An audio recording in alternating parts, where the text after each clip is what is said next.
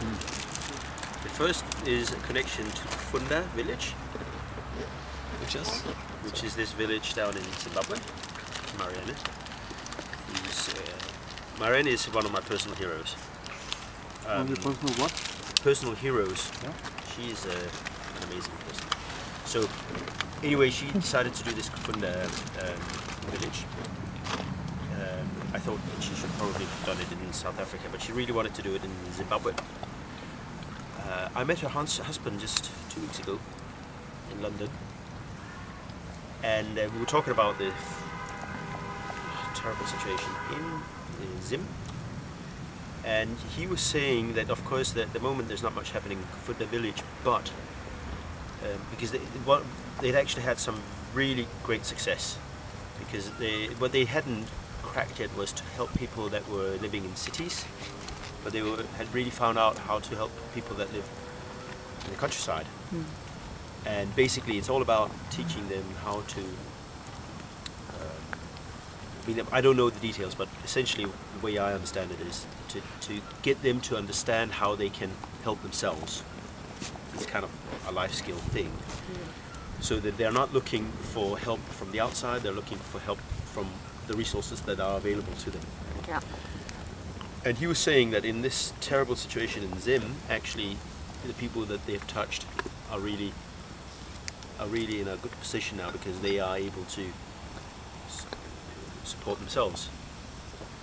So I think that was a really nice story to get from him. But the other story is also related to Marianne's journey to make Funda. So she turned 30 in 2001, and she had invited everybody to go to Zimbabwe for a tour of Zimbabwe. And Margaret Wheatley was there, for example. Lots of very interesting people were there. So we were going for 8 days across Zimbabwe, and that's where Marianne finally decided that she wanted to do something in Zimbabwe. That was kind of, it was coming to her already, but she kind of decided this is what she wanted to do. But one of the things that I had at that journey was to really experience the poverty in Africa firsthand. And so we went to this village where Marianne's grandmother comes from, and a lot of us, we were around more than 30 people, and we were told there would be an orphanage, and people, we told that before, and Marianne had sent out, don't bring presents to me or my mom, just bring things for the orphanage. And I hadn't been very creative myself, so I hadn't brought much, but people had, they collected things from work and all sorts of things. So I don't know how much stuff we had, but we had a lot. and these people from this village, some people had been walking for 25 kilometers to just be there when the white people came. And we had all of this stuff, and we gave it to them, and they were very happy. And actually, it was a little bit of a shock to me, because I thought that they would be poor, but a little bit like poor in, I guess, South America kind of type, a rundown village that is a little bit concrete, things like that. But it was nothing like that. It was just huts in the middle of nowhere. There was not even a street. And the orphanage was not even finished, and it wasn't really an orphanage. It was a daycare center with a shed that did not have a roof yet. So we went out and we saw these people. They were singing when we were coming there, so it was really wonderful. And then Marianne's little sister, Alice, was saying, oh yeah, we need to go over behind the shed, because that's actually where the kids were. And I was the first one to go around to see the kids in the shed. And then they started singing. They were just waiting for us to come. They just started singing, so that was wonderful. There was also one that just started to cry completely, without any control. And Alice said, she or he is afraid of you, because I think she's afraid of you. She's never seen a white man before, so she's simply just scared. What is this thing? and we gave them all of this stuff. There was medicine, there was toys, there was clothes, there was lots of stuff. There was a big party at night, and there was a big thank you from the from the chief of the village. But then he also said something, and we were a lot of people that reflected on that afterwards. He said, you know, thank you very much for everything, and I'll definitely think that we made some difference there. But the things we were considering was how much difference did we really make. So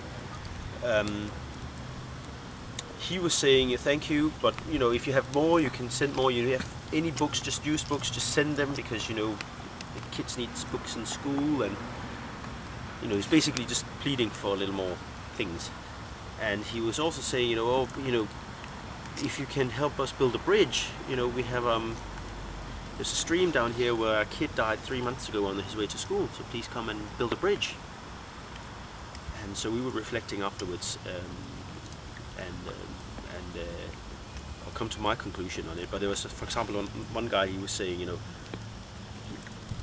we were coming there, we were just in our leisure clothes, and we were outclassing them, I don't know how much, and we had all of these things that they had never had. So we would say, you know, what would that do if he wasn't from New Zealand? So if I was from New Zealand and someone came and did that because I was poor, what would that do to my self-confidence? Another thing we were reflecting on is, you know, okay, so we help these people, but there are millions of people in Africa, and we can't do all of this to all of them. And you know, essentially they're not helping themselves. And this is what I got frustrated about, is the guys there, they didn't do anything, they just waited for help from the outside. They did nothing. The men were very apathetic. Apathetic, yeah. They didn't do anything at all. All the women did all of the preparations for this party. I met a young guy who was saying, oh, you know, I'd like to go to your country. And it was kind of obvious that that was his only hope, was just to go away. So my conclusion from all of that is that, you know, there's lots of things here I can't do anything about. And it is actually quite helpful, because I then made the conclusion that what I can really change is something that I was already working at. I just need to work more with it, which is, you know, my possibility is to change something in the way that, for example, global business is conducted, or the way that, you know, the way that a company here perhaps does business with people in Southern Africa, or, you know, I concluded that instead of going there and do some good help that will make you feel good, I don't think that it really matters much. I think it's much more important to do something at some fundamental level that actually doesn't appear to change much, and you will see it much less, but it will be a small little cog that will change a big cog. And I think that kind of change is happening, but it's very slow. And there's another realization I've had, is that the whole language of change is kind of wrong, because it has the premise that what we have now has to change. I think that kind of rejects almost everything that we have now, and I think that's perhaps not healthy. It's much more healthy to talk about transformation. Transformation means that what we have now is doesn't necessarily have to be thrown away. It has to be, we have to embrace what we have, but something new will just emerge. But on the other hand, I also have another little thing I want to say is, and that is in the language of change though, but we could always just use it in transformation language. But you know, it's not whether or not I am right, it's when I am right. And that's just a comfort for if you want to see things change. It just goes much slower always. So, you know, it's a little bit arrogant, but I think it's necessary for the change agent or the transformation agent to think like that. Can you say a little more about that, Leon? Like an example maybe?